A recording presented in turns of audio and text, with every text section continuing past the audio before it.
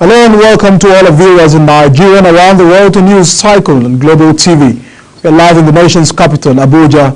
I am Edikan Michael. As Nigerians grapple with the skyrocketing cost of essential medicines, President Bola Tinubu has directed an immediate action plan to curb the hike in prices of drugs nationwide. Consequently, he directed that an executive order be developed to reduce identified barriers to local drug manufacturing to enable the industry to thrive.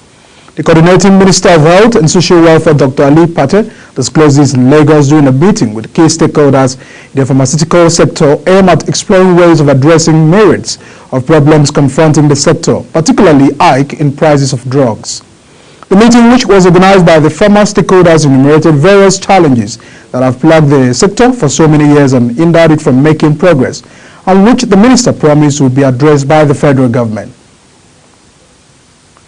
The kidnapped school children of Apostolic Faith Group of Schools, Emure Ekiti, in Ekiti State, and their teachers have been released.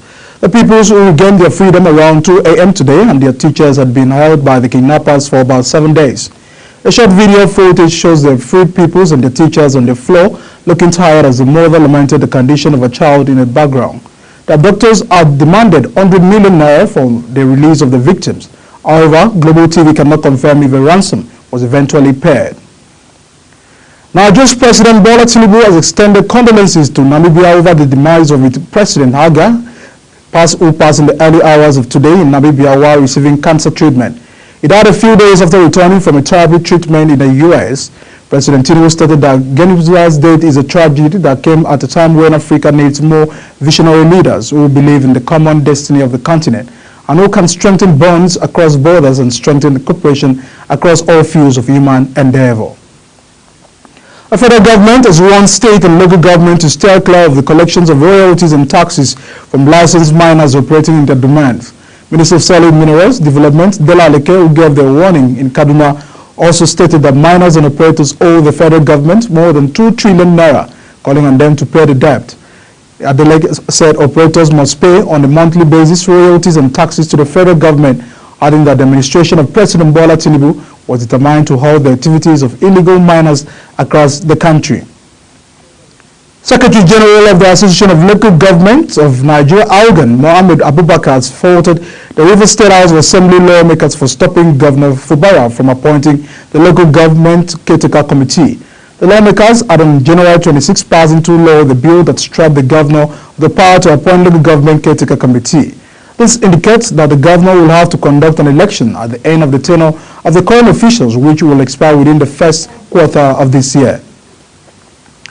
The Edo State chapter of All Progressive Congress has urged Governor Obaseki to stop securing loans, noting that 9 billion naira loan recently approved by the House of Assembly was needless and will plunge the state into financial distress.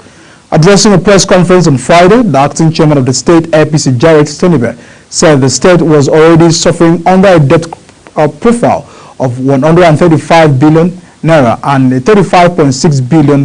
He said the governor is unyielding and unstoppable in his characteristic design to leave Edo State in ruin by asking for a facility of 17.5 billion naira a few days ago, which was said to be 9 million naira. The United Nations Consul General to Nigeria, Will Steves, has commended the government of Akwa Ibom State for its effort in handling the scourge of COVID-19, HIV and AIDS and climate changes issues in the state. This was contained in a statement issued by the Chief Press Secretary to the Governor, Mr. Keita Udo, who Steve spoke when he paid a visit to the State Governor Umano in Uyo, the state capital, where he assured that the United States is committed to the economic growth and prosperity of Nigeria. The Nigerian Union of Journalists has commended Governor Mai Mala Buni of Yobe for establishing 140 primary healthcare centers across the state. The NUJ chairman, Yobe State Council, Rajab Mohammed, gave the commendation while briefing newsmen in Damaturu after a media tour across the state. He said the tour afforded NUJ members the opportunity to see the effort of the state and local government council towards improving the lives of the people in health, education, infrastructure, and job creation. He said the 140 primary healthcare centers established by Boni's administrations have brought effective and efficient healthcare services to the people, particularly those at the grassroots. The Anambra State government has banned the public display of caskets for fabrications and sale in the state.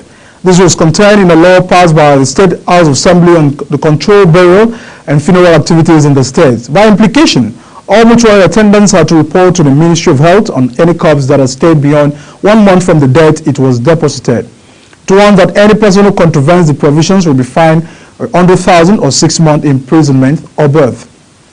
And you're watching the news cycle coming to you live from Nigeria's capital, Abuja. We're on Star Times channel 276. Kindly follow us on all social media platforms using at Global TV NG and all other handles now shown on your screen. When news cycle returns, federal government and CBN deny plans to convert $30 billion domiciliary deposit to Naira. The news continues shortly with details of these and more stories right after this break. So stay with us.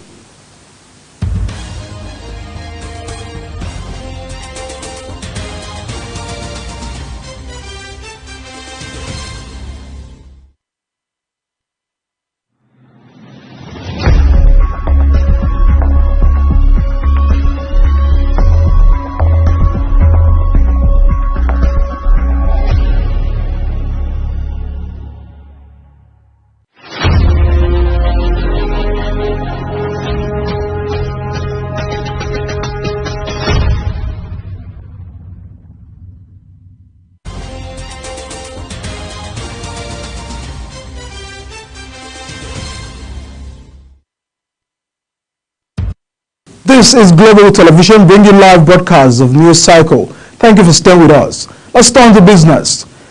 The federal government and the Central Bank of Nigeria, CBN, have denied that there are plans to convert $30 billion domiciliary deposit to Naira. This is in reaction to a report that the federal government and the Apex Bank were considering converting domiciliary accounts to Naira as part of measures to solve the foreign exchange crisis and stop the crash of the Naira. The disclosure is contained in a statement by the Minister of Finance and Coordinating Minister of the Economy, Wale Adun, on Saturday, where he said that there was no iota of truth in the report, dismissing it as falsehood. The federal government, in collaboration with the African Development Bank, has concluded plans to roll out a $617 million fund for investment in digital and creative enterprises for the digital technology and creative industry.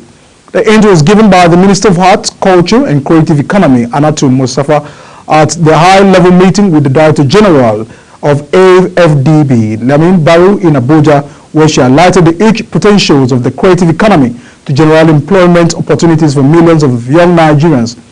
Musawa said the fund structure offers a platform through which the fundraising initiative of our ministry can be secured, assuring that our opportunity will be thoroughly explored. The Senate through its Committee on Banking, Insurance and Other Financial Institutions has summoned the Governor of Central Bank of Nigeria, Olayemi Kadoso, to appear before it on Tuesday next week on the state of economy and free flow of Naira at the Forex market. The committee, chaired by Senator Adetomono of APC Lagos East, already met on the basis when Naira plummeted to 1,520 to a US dollar, and the resolve to summon the CBN governor on way out. Kikelemo Okere tells us more.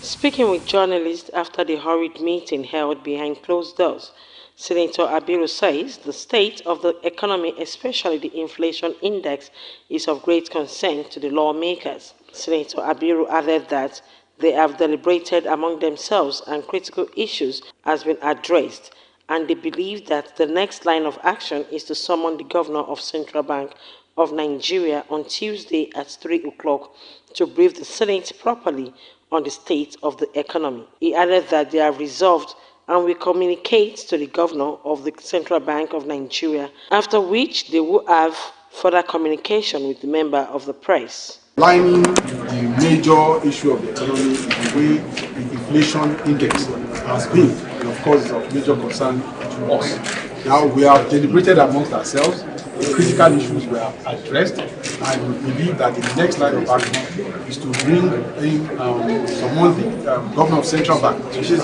Tuesday at 3 o'clock to come and brief us properly on the state of the economy. That we have resolved and communicate to the Governor of the Central Bank, after which we now have a further conversation with members of the press. Kikelemo Okere, Global Television News. Lagos State Governor Babajide Sanwo-Olu on Friday met with the management team of the China Airport Construction Company at its headquarters in Beijing, China, as part of his infrastructural development drive and vision to make Lagos work better. smarter and more efficient. Recall that Sanwo-Olu had recently at the town hall meeting disclosed plans of the state government to construct a state-owned airport in Lekki area of the state. The governor is currently in China on a working visit with some top government officials, also visit the Beijing subway, especially in inspecting the signaling system to use in the capital city. On the sport, Delta State Governor Sharif, the state government has a plan to revamp the Warri Township Stadium into a world-class sport facility. Speaking at Sabah, Delta State capital, Sharif said the designs for the new stadium were ongoing and will be one of the best in the country upon completion. 20 professionals, golfers and 231 amateur players have been registered for the inaugural Captain's Golf Tourney of the Kano Golf Club. It will be noted that the Captain's Day Golf Tournament is a tradition that requires the newly elected club captain to play a game, attracting participants from across the country and even internationally. Golf enthusiasts in attendance are drawn from Kano, Kaduna, Abuja, Katsina, Bauchi, Lagos, Port Harcourt and Korea, making the return of competitive golf after a long period of absence in Kano. Former Manchester United and Everton midfielder Marin has announced his retirement from playing football. A 36-year-old Belgian concluding a 4-year tenure with Chinese club Shandong made the announcement on the Instagram account on Saturday, bringing an end to his 18-year playing career. Fellaini, who earned 87 caps from the Belgian national team, spent a total of 12 years in the Premier League, 6 with Everton and 6 with Manchester United, having transferred from the Mexico to Old Trafford in 2013. Tyson's Fury's undisputed heavyweight titles fight against the Usyk has been rescheduled for the 18th May. Fury 35 had been due to fight Ukraine's Usyk on 17 February but withdrew from the contest after sustaining a cut in sparring. The Briton is a WBC champion while Ukraine's Usyk 37 holds the WBA, WBO and IBF titles. Their bout in Saudi Arabia will crown the first undisputed heavyweight champion in the four-belt era. The World 100 million hurdles champions Tobi Amusan and the World 60 meters hurdles champions Damian Chantons will face each other again in the 60 meters hurdles in the New Balance Grand Prix, a World Athletics Indoor Tour Gold meeting in Boston today. They last met over the distance in March 2018 when the Bahino defeated Amusan for the second time in the 3 meetings. It was at the World Indoor Championship in Birmingham where Amusan ran 7.91 to come third in the first semi-final. Charlton ran 7.89 to place second in the semi-final heat. And that is it on News Cycle, and it came to you live from Abuja, where we're on StarTimes channel 276. Kindly follow us across all social media platforms using at Global TV NG and other handles now showing on the screen. I am Adika Michael. Many thanks for watching. See you again.